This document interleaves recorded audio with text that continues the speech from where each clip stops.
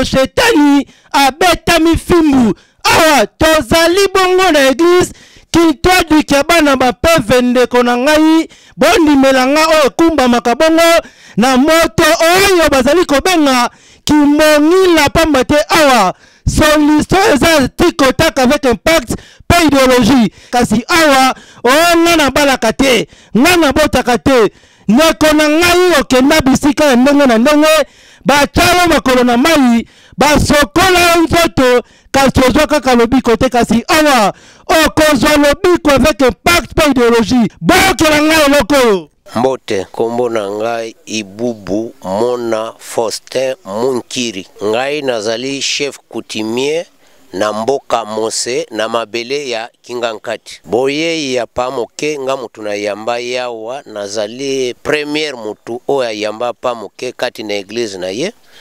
Na yamba ye comme prophète azako sala misala na ye azako bikisa batu awa na mboka Mose. Depuis pamoke akota na mboka na nga changement ekota. Mboka ezalaki molili, mboka efungwana. Bawe bazalaki kozwa te, bakoma kozwa. Azako sala misala na ye, azako bikisa batu ya maboma, azako bikisa batu ya maladi ya ndenge na ndenge, mbasu, maladi ya ndenge na ndenge, au wanakati ya Mose. Bawe bozali na Mbanza Kishasa, wapi na Angola, na Mikila Mindele, Boya, na mboka Mose, bakobiki sabino. Prophète pamoke abikisi bandeko nanga na maladi ya mbasu awa. Babika bakende. Te prophète apesi ngai eloko moko te. Prophète nde aza kosala mosala oyo Nzambe atindi ye kati na Mose awa. Prophète baoyo baza kondima ye te ke azali nganga, azali magicien, azali nganga te, azali pe magicien te, azali mosali ya Nzambe. Yesu na mboka na ye bandimaka ye te. Mais ezali rythme na biso ba noir. Na mboka na yo moeba ndima yo ezate. Mais prophète azo sala mosala aza kobikisa batu awa na Mose. Baza kotelema, bakoka pe batelemi, bakufa miso pe baza komona. Na sengi bandeko nyos bae bazali na Kishasa intérieur plateau de Bateke na poto na mikili ndenge na ndenge boya na mboka Mose bokobika. Si bato oyo pe babika awa bazo bikamo ndenge na ndenge bango pe batikala kisima te bazo zero bokela ngai eloko yo. Komona ngai Papa Lusanga Jose. Papa Lusanga Jose. Tomoni maladie oyo bandaki depuis quand? Pe traitement nango déjà en évolution ndenge ezokende ndenge ni. Te bana maladie ebandi c'est déjà presque na koloba. Et pas nananda kuna saki 3 jours. Bon, awa bana na yepe na c'est de 3 jours mais bana na komaki moi changement ça déjà makasi kending nazalaki nazai subongote. Maman aza malade ya MPC, on traiter MPC. MPC za malade moko ya kapa moto lala na kimia te fait condition zoto. Tout le monde a lala aux à l'aise te. Maman qui n'a MPC, tout traiter MPC. Pourtant tous aura qui ça ko papa to puis ça pena qui se corriger pour ba graine nous sous do ba kisi la maladie ya mabu mama la kati mais ninga za na zo sukula pe kisi ko to sala ni abato tete mutu moni maladie ona ba bokela ki mutu to sala na no service ici na ko ko chasser exploit na abato ba ngo pesa kisi ya moni ke mama to zo tete MPC na simande to pesa kisi ndeto pakoli bo to pesa pe kisi ya ko tunya ndenge na zwi parole wana témoigner ngai na moni ya minene awa pa muke tozobenga ye pa muke prophète maza mukolo apola na nyoso ngai décembre 2020 nazalaki malade nazotelema te esquisse organe mosusu mpe ezali kosala te na nzoto tokomi janvier mwana ngai ya mwasi alobi tokende Mose papa awa ça ne va pas. Ba réanimé na hôpital bambonge sili ça ne va pas tokende Mose ngai sina kenda kuna tokende na ye awa ya lokota te ya solo ezalaki soki na telemi ntango nazoya awa ondire mwana taba bandi kotambola makolo soki ekangami mwana kende eza te mais lelo ça va en tout cas mingi eza te bénédiction ezala na esiko Nzambe so azosalela o babomba ate. Ngapenga témoigner o Nzambe ya papa mukiasalela. Na Mose, na mboko to bandi ponga vai na Mose na ko bafumu. Na mboko mobimba bayebi kenga nazwa kisi pa prophète. Mose Mopimba, Baipinga, Nazana Kisi, Nasala Kisi, Nazwa Kisi Papa, prophète, Soenga Nazana Kisi, Alongo Lango, Soki Nazana Mote, Afongo Lango.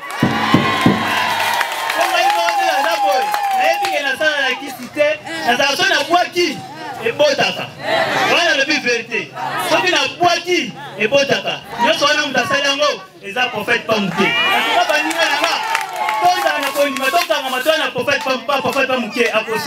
Mais yo moko peta ngozoya pas prophète pas mouillé. Dans la kondima na kei, na zo sala bonyo soeba e bosimba na kondima yo. Ngai nazalaki kosala na Intercontinental au babengi lelo Grand Hôtel. Nasilisi na ISTA comme ingénieur engagé na pekuna na Grand Hôtel na époque Intercontinental. Yo mongo yebi Intercontinental mbongo ebele bande konanga ingénieur na Intercontinental mbongo ebele. Mais après 20 ans de service na ekoloma kosala. Tala kama mtazakoza mbongo ebele na sali pe makamba mwa minene na ba âge na biso ba mikolo peut-être ba salate mais na komi chômeur depuis 2016 fin 2016 na fali na manandako na zo ba tenga na ba âge na commencer ba demande d'emploi na ko banda ndenge ni wapi pasteur ou kaka ye yo monya wa ye na libo total kaka sikoyo tout le monde koki to sololi na yebisiye na bien tout papa na posa na ngeza na zonga kaka na inter comment na monde na su compagnie musute ona na kozala bien ndenge na zalaki papa pa muke alobi na ngai papa kuna te côté mususu pe donc na zone ndima na ta na batuti na ba jope na ngeza su kusala côté mususu abi na ngate côté mususu pe soki emonani okondi manga bino problème ezate abi problème ezate abondeli kaka bande kolanga abondeli kaka alobi na ngai zala na kondima ngabi merci papa abi kende zala na kondima oyo ngabi na yoki na na ndako tana ko na ndako to fandi après quelque jour na moni téléphone sonné cette fois-ci munele voyez mon élève. Et ça, yo, mais c'est tel nga bien.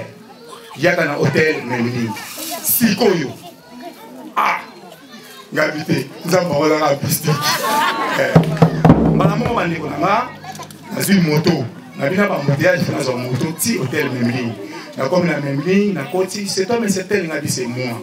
A même nga tina, bureau à PDG. PDG tout n'ingaye. Yo aux ingénieurs na oui na ingénieur ba yebisi biso samona yo minele na yebi na pe pa moté na muta pesi ba numéro na nga ti lelo na yeba kate ono nengeza boye kuna na inter baza ko futo combien le numéro 1 a tuninga na bino soki pe na kosi malamu te tika na yebisi ka vérité na baza futanga autant bande konanga ye apokozenga abakisi on a besoin d'un grand hôtel ye azu suma ndambu abakisi yango nazo zwa ti lelo bande konanga na kozala bref en tout cas chaque jour na témoignaka nzambe ya pamike tina musala Saint Thomas na banzi tembesili oyoki pamba te awa ezanda lobiko ya tikotak ndeko na ngai mema liboma mema aveugle mema vadio okozwa solution avec un pacte idéologie tolobaki te tolobi mbote na bate spectateur nyonso na bato nyonso bamesana kotala babi bamesana kolanda émission ya prophète Pamukie babi lelo oyo babi cadre échanger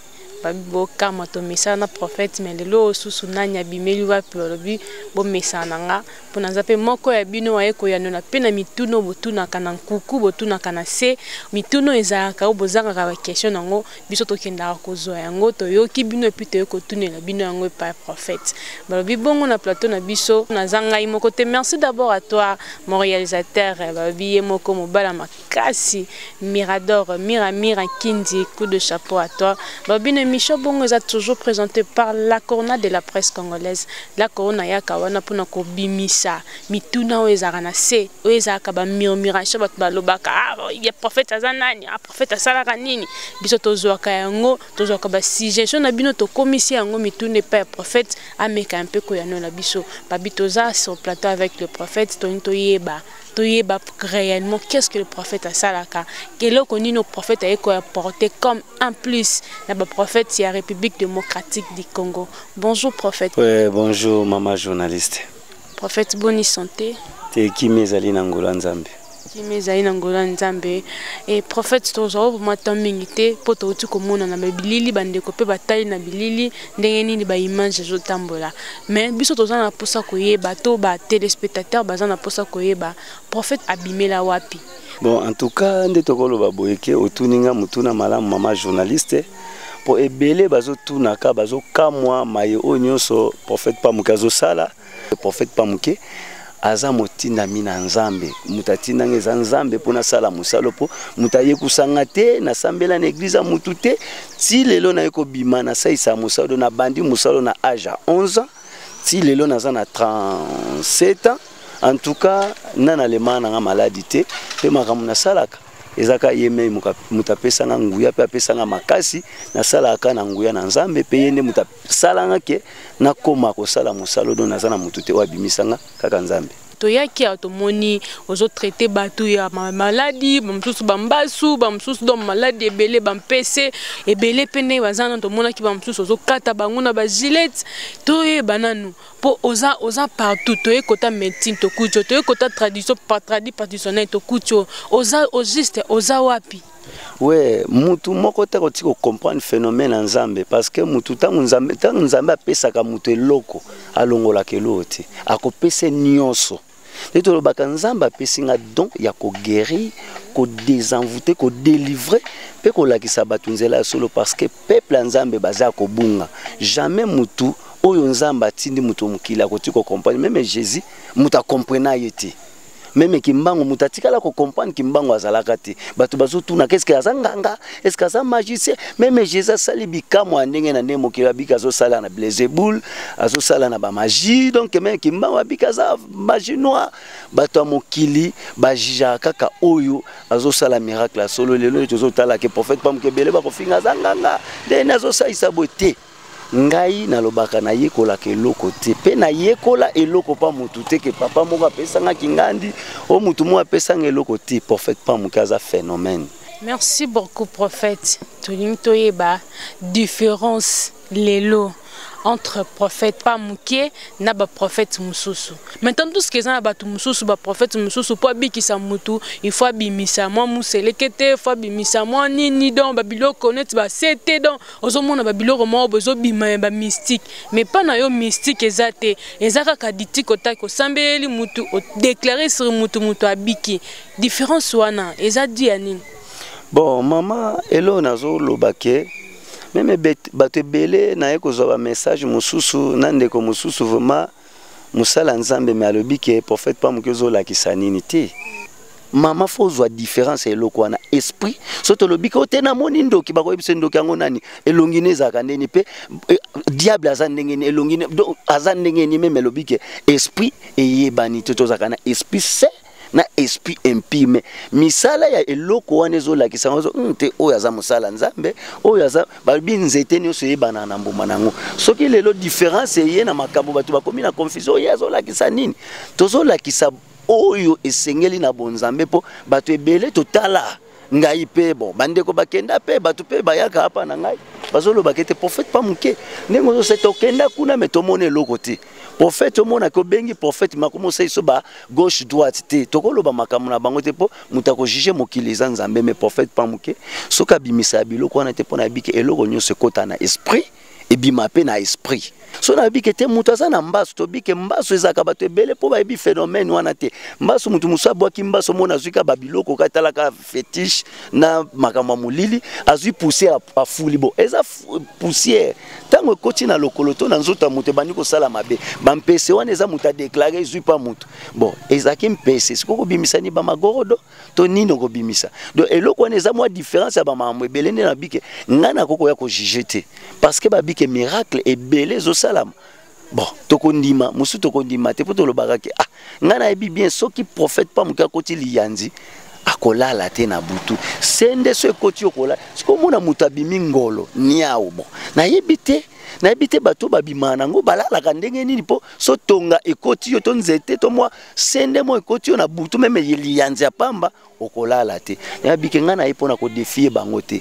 bango basala bazosala prophète pa moke azosala muta ko juger biso ezanza nzambe donc ngai naza wana na bike eloko ekota na esprit ebimaka na esprit nde omoni ke prophète pa moke abimisa ne bangolo te prophète pa moke abimisa ne basetete fo atala na makambo na te fo basaisa ngo boye tant totali na sima ba traiter yo so esengi na prière toke na prière so esengi ke tokende na ndenge mo botokei na ndenge losambo so tolobi ke toke na ndenge tradi toke na tradi so esengi ke esprit ya mabe to chasser yango bando traiter mutu omoni ke 100% prophète pa moke maladie en tout cas alembana ne maladie te oya oyo bazolandanga mokili mobimba bayebi ke so toke pa prophète pa moke lobi ko 100% ya tikotaki otolobake ezate ko tena bimisa ngolo te nga bimisa ngolo te o babimisa bangolo baza bango. Merci beaucoup prophète. Merci prophète babi TV Zangonga. Merci na bino nyonso bozaki deva ba poste téléviseur na bino kolanda biso to kolanda biyano ewuti pa prophète pa moke lobi tokati pona lelo to suki awa. Mais la question to bituna na bino o amoni que te répondre na question na été limbisa biso metala biso na mission ezakoya potala kaka TV tegal ngonga babi prophète liloba na yo ya suka mot de la fin na yo pour na mission ya lelo. Merci na sengi bandeko nyonso balandi mbote belé bolanda émission mingi na bokebi na sengi na bino ke prophète na bino yiyo aye pona ko lakisa maye o ebombana mais na sengi na yo muto za na maladie nazo bengisa yo ko bomba maladie na ote yaka na pasi no nga na bala kate na bota ate osomba mutu kate ngai kutu libale kenda kala libala na ngai beba makamu na ngai simba te musale simba kate yaka mbangu ko bomba pasi na ote prophète pa mkaza wana pona yo na ebiso ke tango zo ya na loba bien premier sacrifice ko ya no nesika o tango ye mayenyoso ko ya nango kozwa solution nde tozoloba ke TV za radio te na banzi bililingi bozomona maboma baveugle bakoka bababa maladie nyonso zosila sadi yoza na pasi ko bomba pasi note ya kambangu to bengisi yo na belaka prostate sucre paralysé AVC myome nyonso etungisaka mutu prophète pa mkazali wana pona ko bikisa monde entier nimeona nga telefone eza wana affiché na écran na yo soko lingo benga ngai na bien ke so lingo benga nga partir 6h 5h 6h 7h 8h 9h suka ko benga ngai sute po so benga eko sonner na yamba te so to komi à partir 17h30 18h 19h ti côté tozo kende benga prophète pa mke sozo benga ezo sonner na zo yamba te ba ke nazo sa musala mais insister ndena lobaka ke biso toza na biso loka bango te na bien que référence na biso ezaka so de muta Pascal wana so komi wana na ngamba masina président José Azawana ba mituka nyonso ezawana bazobe la bita menka komataka na kamia bita okitaka na bita na wenze so tunika prophète pa muke bana moto nyonso bazawana ba komemo sika prophète pa muke oya kokuta bata ndenge na ndenge bazana kutu kotuna te